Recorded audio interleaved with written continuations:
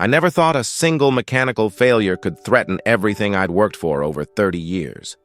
But there I stood in the middle of my wheat field, watching black smoke pour from the engine compartment of my combine harvester like some kind of agricultural funeral pyre.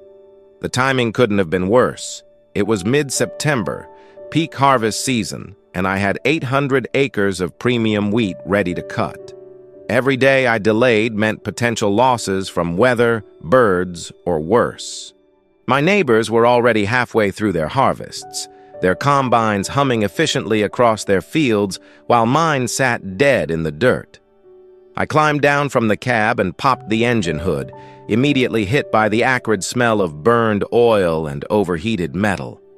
The sight that greeted me made my stomach drop. The main engine block had a crack running down one side, oil was everywhere, and several key components looked like they'd been through a blender. This wasn't just a simple repair. This was catastrophic failure. I'd owned this combine for 12 years, and it had been reliable as sunrise until today. Sure, it wasn't the newest model, but it had always gotten the job done. Now, looking at the damage, I realized I was facing a decision that could make or break my entire operation. The nearest dealership was 40 miles away, and I already knew what they'd tell me. At 37 years old, this machine was considered ancient by modern standards. Parts would be expensive and hard to find. Labor costs would be astronomical. They'd probably try to sell me a new combine for $80,000 I didn't have.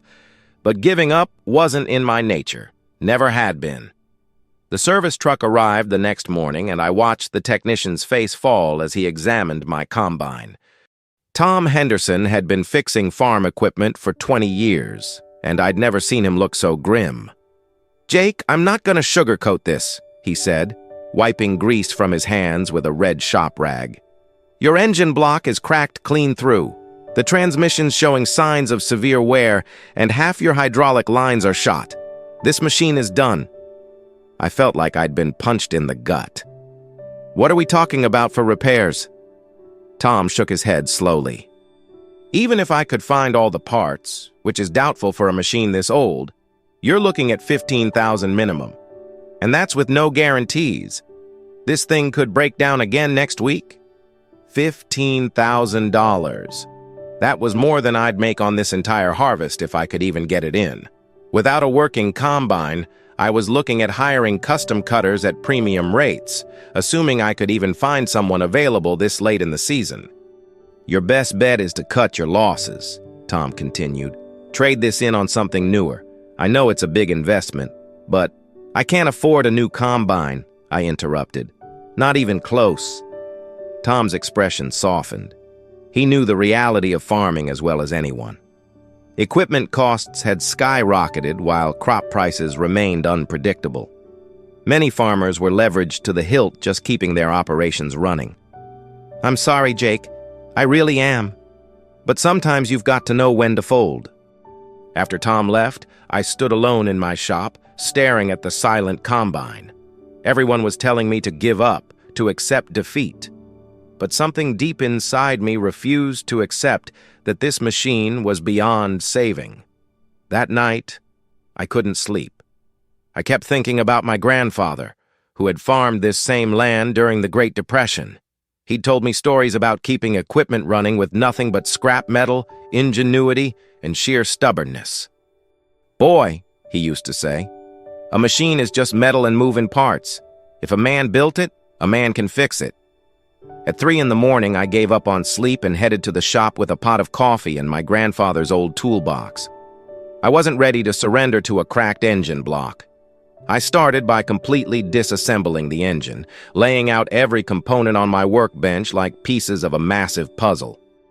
The crack in the block was worse than I'd initially thought, running nearly 8 inches along the cylinder wall. Any reasonable person would have declared it hopeless. But I remembered something from my Navy days, working on ship engines in the middle of the Pacific. We'd had to make repairs with whatever materials we could find, often jury-rigging solutions that would horrify any textbook mechanic but kept us moving. The crack was clean, which was actually good news. If I could find a way to bridge it properly, the repair might hold. I'd heard of people using everything from liquid steel to specialized welding techniques on engine blocks, but most of those solutions were temporary at best. Then I remembered the old steam tractor my grandfather had restored. He'd shown me how blacksmiths used to repair cracked cast iron by drilling holes at each end of the crack to prevent it from spreading, then using a technique called cold stitching with metal pins. It was an ancient method, but it had worked for over a century. Maybe it could work for me. I spent the next 3 days researching everything I could find about engine block repairs. The internet was full of horror stories about failed attempts, but buried in old machinist forums and vintage tractor restoration sites, I found glimmers of hope. The key was understanding that cast iron behaves differently than steel. It's brittle, prone to cracking, but also incredibly strong when properly supported. The old-timers knew this, which is why their repairs often outlasted the original components. I drove to the local machine shop and explained my situation to Bill Morrison, the owner. He listened patiently, occasionally shaking his head. "You're talking about a lot of precision work," he said finally. "Drilling and tapping holes in exactly the right places, custom making pins to the right specifications. One mistake, and you'll make the crack worse." "I know the risks," I replied, "but I'm out of options." Bill studied me for a long moment. "Your grandfather was Charlie Thompson, wasn't he? That old coot brought me some of the most impossible repair jobs I've ever seen. Never met a machine he couldn't fix." He walked over to an old cabinet and pulled out a worn manual. "This is from 1952. Shows how they used to repair cracked blocks on farm equipment. Your grandfather actually taught me some of these techniques when I was just starting out." For the next hour, Bill showed me the proper way to drill stop holes, how to calculate pin spacing, and the critical importance of stress relief. It was like learning a lost art form. "I'll help you," he said finally. "But we do this right, or we don't do it at all." The next morning, Bill and I loaded the cracked engine block onto his mill. The precision required was intimidating. Each hole had to be drilled to exact specifications, perfectly aligned, and at precisely the right depth. We started by drilling stop holes at both ends of the crack. This would prevent it from spreading during the repair process. Then came the delicate work of drilling holes every inch along the crack's length, each one tapped to accept a custom-made steel pin. The pins themselves were works of art.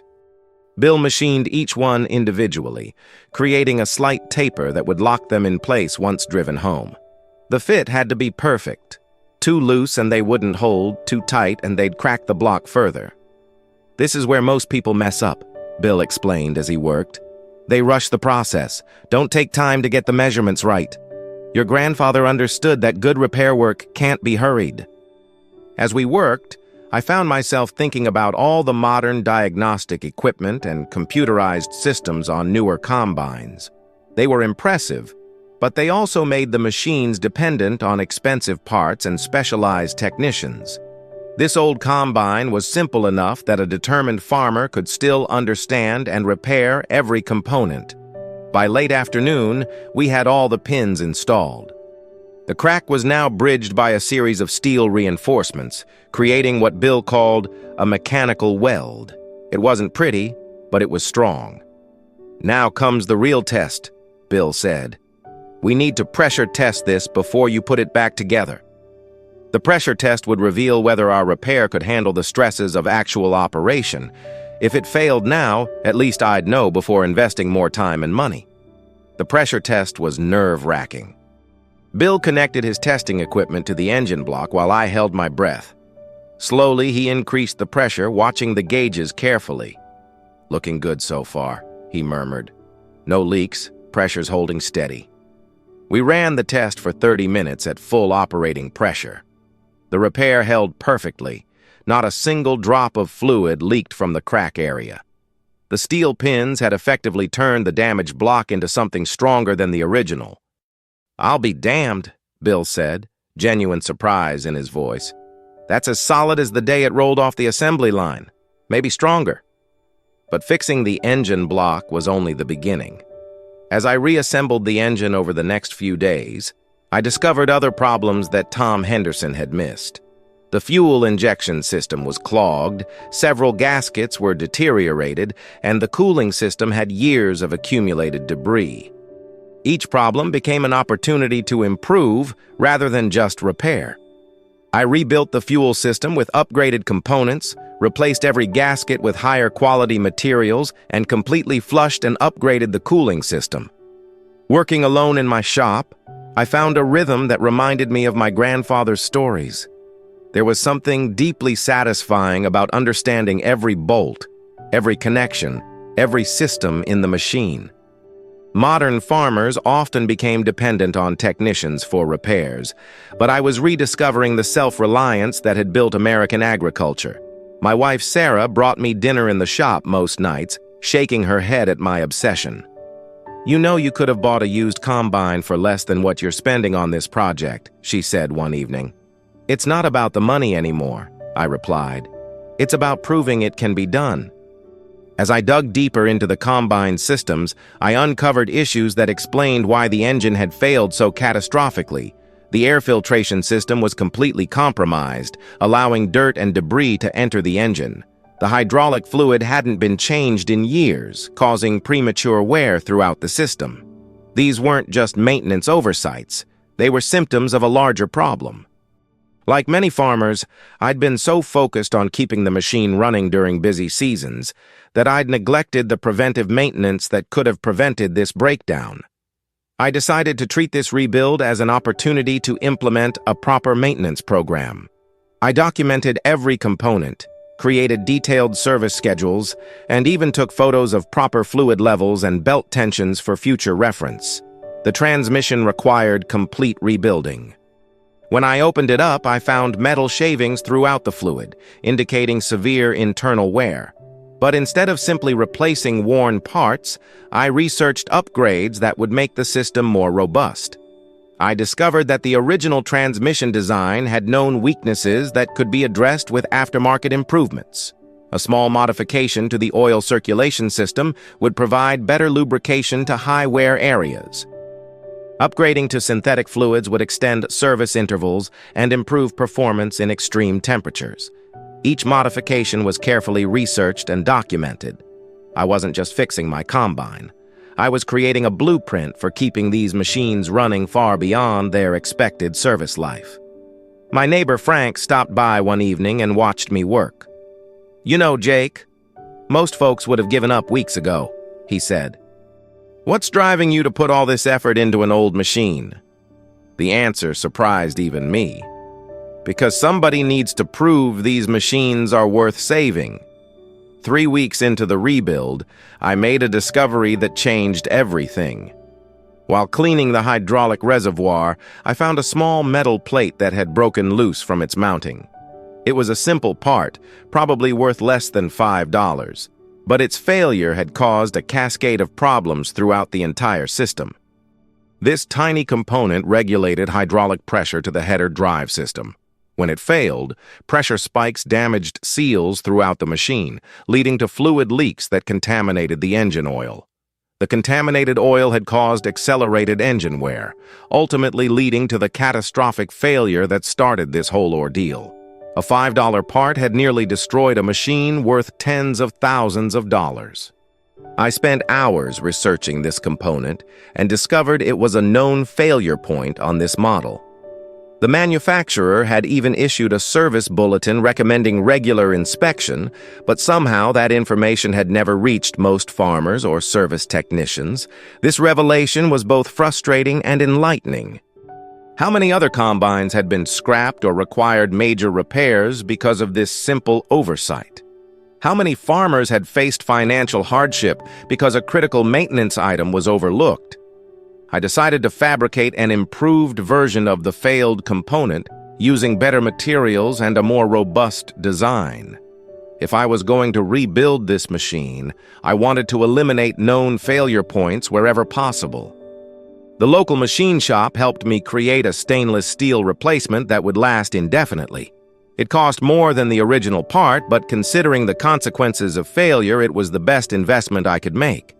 As I installed the upgraded component, I realized I was no longer just repairing my combine, I was improving it. Word of my rebuild project began spreading through the farming community. What started as skepticism gradually turned into curiosity and eventually, support. Old-timers who remembered when farmers fixed their own equipment began stopping by to offer advice and encouragement. Henry Walsh, who farmed the next section over, brought me a box of parts he'd been saving for decades. "These came off my dad's old combine," he said. "Same model as yours. Figured you might need some of them." The box was a treasure trove of hard-to-find components, including several items I'd been struggling to locate. Henry refused payment, saying he was just glad to see the parts put to good use. More farmers began contributing to the project. Someone donated hydraulic hoses, another brought upgraded bearings, and Bill Morrison started machining custom parts at cost. What had begun as a desperate solo effort was becoming a community project. Even Tom Henderson, the technician who had originally declared the machine hopeless, stopped by to see the progress. "I've got to admit, Jake, I didn't think you had a chance," he said, examining the rebuilt engine. "But this is some of the finest work I've ever seen. Mind if I take some pictures?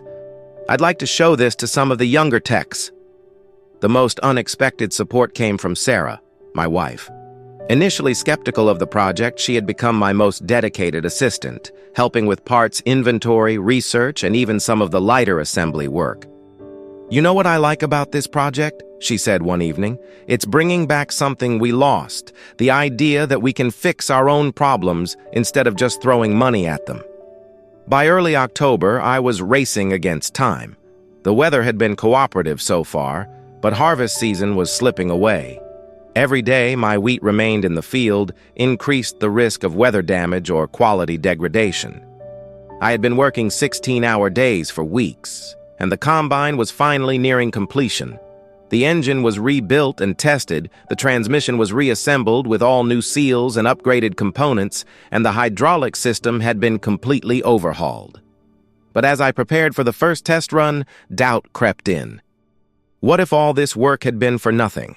What if the machine failed again after a few hours of operation? The financial and emotional investment was enormous, and failure would mean losing not just this harvest, but potentially the farm itself.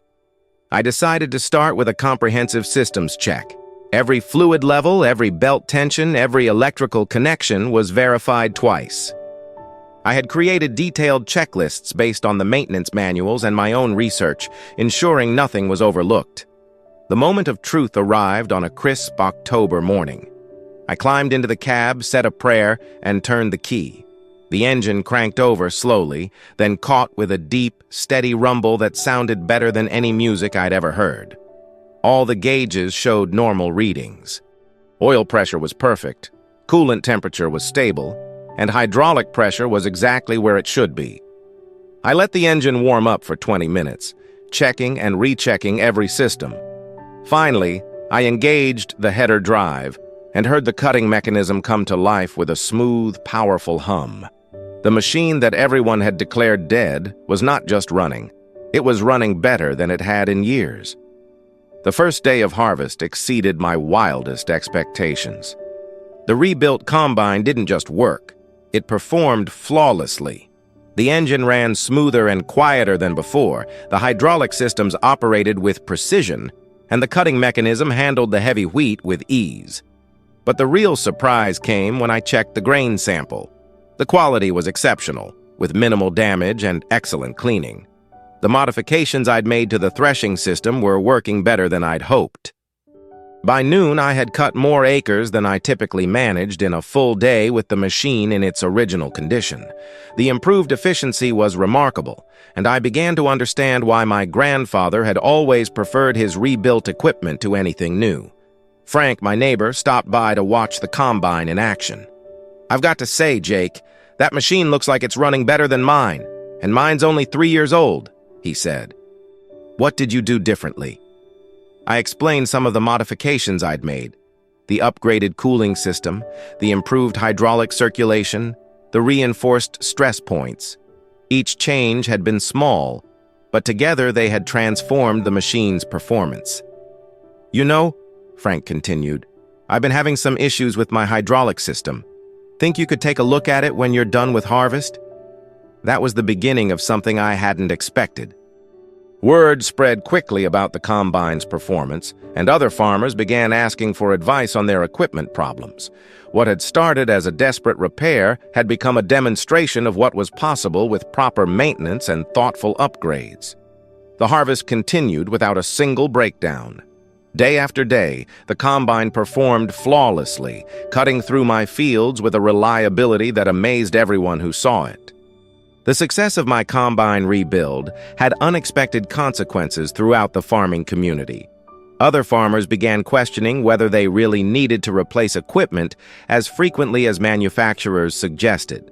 Some started investing more in maintenance and repairs rather than constantly upgrading to newer models. Bill Morrison's machine shop became busier than ever as farmers brought in equipment for rebuilds and upgrades. He hired 2 additional machinists and began specializing in restoration work for older farm equipment. "You've started something here, Jake," he told me. "Farmers are remembering that these old machines were built to last. They just need proper care and occasional improvements." Tom Henderson, the technician who had originally written off my combine, began referring customers to me for consultation on difficult repairs. He had realized that sometimes the best solution wasn't replacement, but thoughtful restoration. I started documenting my repair techniques and sharing them with other farmers. What began as personal notes became detailed guides that helped others tackle similar projects. The internet allowed me to connect with farmers worldwide who were facing similar challenges. The most satisfying moment came when Henry Walsh brought his son to see the combine in operation. The young man had been planning to leave farming, convinced that the financial pressures made it impossible to succeed. Seeing what could be accomplished with determination and skill changed his perspective. "Maybe there's still a future in farming after all," he said. "If we can keep our equipment running like this, we might actually be able to compete." That comment made all the long nights and frustrating setbacks worthwhile. This project had become about more than just fixing a machine. It was about preserving a way of life and proving that farmers could still control their own destiny. As harvest season drew to a close, I reflected on everything I'd learned during this project. The technical knowledge was valuable, but the deeper lessons were even more important. I had rediscovered the satisfaction of understanding and maintaining my own equipment. Modern farming had become increasingly dependent on outside expertise, but this project proved that farmers could still master the technology they relied on. The rebuild had also taught me about the true cost of equipment ownership. The initial purchase price was just the beginning. Proper maintenance, timely repairs, and thoughtful upgrades were what determined long-term value. Most importantly, I had learned that the farming community was stronger than I'd realized. When faced with a real challenge, neighbors had rallied to help, sharing knowledge, parts, and encouragement. This spirit of cooperation was what had built American agriculture, and it was still alive. The combine continued to perform flawlessly through the end of harvest. I had cut all 800 acres without a single breakdown, producing one of the best crops in my farming career. The grain quality was excellent, and the efficiency gains had actually increased my profit margins despite the repair costs. As I cleaned and serviced the machine for winter storage, I marveled at how different it looked and sounded compared to the smoking wreck I'd started with months earlier. Every component had been rebuilt or upgraded, creating a machine that was genuinely better than new. The project had taken 4 months, cost about $8,000 in parts and materials, and required hundreds of hours of labor. But it had saved my harvest, preserved my farming operation, and proven that with enough determination, almost anything could be fixed. Today, 3 years later, that combine is still running strong. It has become something of a legend in our farming community, proof that old equipment can be made to perform like new with proper care and intelligent modifications. I've since helped dozens of other farmers with similar projects. Some were facing the same desperate situation I had encountered, while others simply wanted to maximize the value of their equipment investments. Each project has taught me something new about these machines and the farmers who depend on them. The rebuild project changed more than just my combine. It changed my entire approach to farming. I now view equipment maintenance as an investment rather than an expense, and I've implemented preventive programs that have eliminated most unexpected breakdowns. My son, who had been planning to pursue a career in the city, decided to stay on the farm after seeing what we had accomplished. He's now studying agricultural engineering, combining modern technology with the hands-on skills that made this project possible. The combine still draws visitors during harvest season. Young farmers come to see what's possible, while old-timers nod approvingly and share stories of their own impossible repairs. It has become a symbol of the ingenuity and determination that built American agriculture. Sometimes the best solutions aren't found in dealership showrooms or service manuals. Sometimes they're discovered in dusty shops by farmers who refuse to accept that something can't be fixed. My grandfather was right. If a man built it, a man can fix it. You just have to be stubborn enough to try. Thank you for listening to this story of determination, community, and the power of never giving up. I'd love to hear from you in the comments. What part of the world are you listening from? And do you have your own stories of impossible repairs that somehow worked out? Don't forget to subscribe to the channel for more real farming stories and practical agricultural wisdom. Until next time, keep your equipment running and your spirits high.